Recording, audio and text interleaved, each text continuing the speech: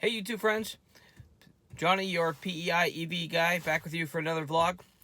So if you've got an electric vehicle and you're coming to Prince Edward Island, what's the best city to come to if you're looking to charge your car?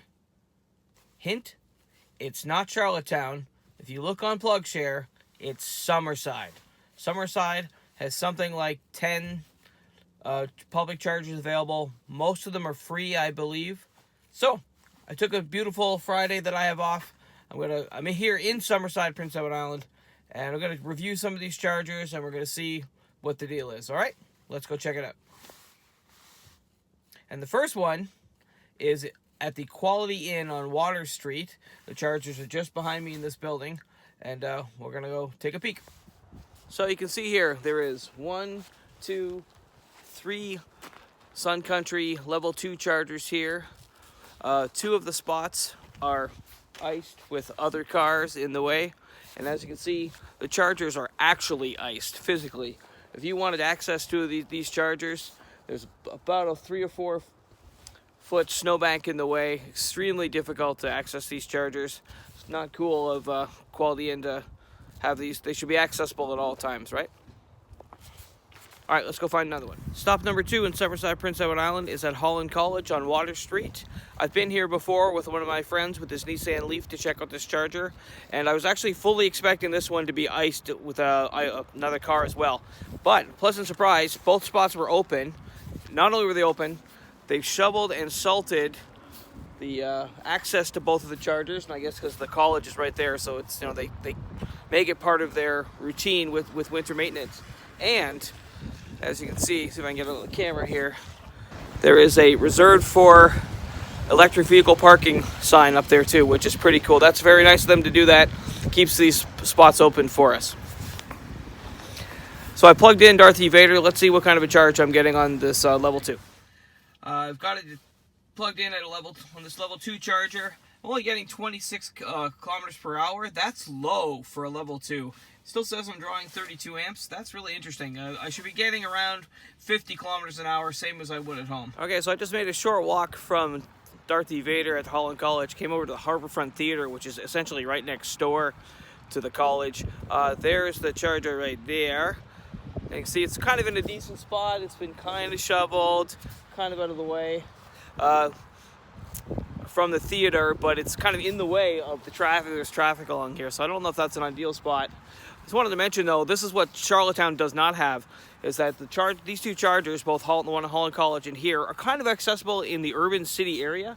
This is kind of like a whole mini mall right here with the TD Bank, Access PEI, a liquor store, and then the college and the theater itself. So if you're coming down here for something to do, see a show or do some errands, banking, running errands or whatever, right? It'd be great. You can just plug in your car and leave it. As a matter of fact, that's what I'm doing right now. I'm going to leave Darth Vader over there. I'm going to wander up into like downtown Summerside and maybe get something to eat and do a little shopping, and then I'll walk back. We'll see how much charge I get during my little walkabout adventure, all right? And now I'm back in the car. It's been about an hour with my little walkabout adventure and got some breakfast. You can see now I'm up to 260 kilometers, so I gained 45 kilometers in that hour.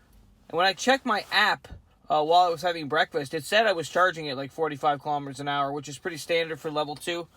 So I'm not sure why the car is reading 24 kilometers. There's got to be some discrepancy there somewhere.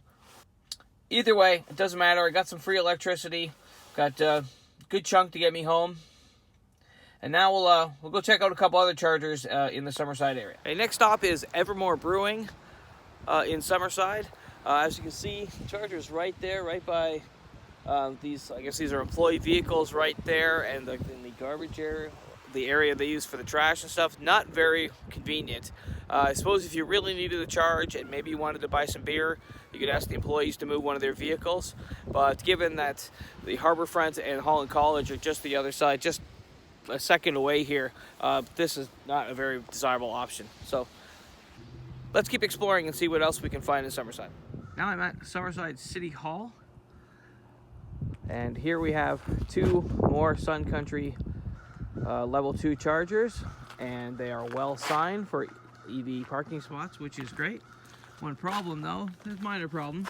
They're both in use, which is good to see, by a first generation and second generation Nissan Leaf government vehicles, which is great to see that they're trying to save money and be a little bit more eco-friendly to the world. But as a tourist coming here, it may not be the best option if you need a charge. Okay, I'm at the Summerside Rotary Library right now, and I had to make a couple laps of the building to actually find this one. But there it is. You can see it's one of the newer Sun Country chargers, although it looks like it's out of commission for now. The building's under some renovation and construction, so we'll have to do some inquiries to see if this one's going to be replaced or if it's been decommissioned permanently. All right, off to find some more. So now I'm at the Credit Union Complex in Summerside, Prince Edward Island, and check this out. Brand new plug-in stations here, available for your cars. Looks like it's a pay-per-use connection. As you can see, we've got access to a 120 volt and a 240 volt, or NEMA plugs. So I'm going to do some research and see how much that cost is. But I would assume it'd be minuscule because there's 14 of these chargers around, all being powered by those solar panels here. I don't know why we don't have something like this in Charlottetown. This is absolutely great. This is, like I said, this is at the Credit Union Complex, part of Red Shores Racetrack and Casino. The racetrack is there. So if you're coming for an event or to come to gamble, you could plug in your car. That'd be great if we could have that in Charlottetown. That'd be so cool. In addition, we still have the 2 older Sun Country chargers here available as well. Let's see what else we can find. Last stop for today in our tour of Summerside, checking out some of these EV chargers, is at Sleeman Park at Summerside Airport. CYSU for you AV geeks out there like me. There's the charger right there again. Same as kind of at the brewing company there in Summerside. It's right in the garbage refuse area in the back of Anson's restaurant. Not a very convenient location. It's iced by an employee vehicle. So once again, I assume if you're coming and having lunch here and you needed a charge, you ask politely, maybe someone would move their car and you could get a charge while you're having a meal. But other than that, not a great option. So what did we learn today during our adventure of checking out these EV chargers in Summerside? Well, first off, Summerside is a very good city to visit as an EV owner. It has many chargers around, most of them free with the exception of those new pay-per-use chargers at Credit Union Place. And I'll do some research into that and see what the cost is, and maybe I'll put that information right here or not if I can't find any information. Also, what do we learn? Well, looks like about half of those chargers are in a good spot, easy to access, well maintained by the owners of the property. They keep them shoveled and easy access for us EV owners, like the one at Holland College, like the one at Harborfront, and also like the one at Summerside City Hall, although it was in use by the government vehicles. And unfortunately today we found several of the chargers were kind of an afterthought by the owners of the properties. They were not well maintained. There was they were in an area with garbage like the brewing company and Anson's at the airport. And that's really unfortunate. If the owners of the property put some thought into where they wanted those chargers and put them in a decent spot and kept them clear of snow and debris for us and garbage out of a garbage area, we'd be more likely to use them. And unfortunately, these owners are probably saying that, well, I put these chargers in and nobody uses it. Well, why? It's in a bad spot.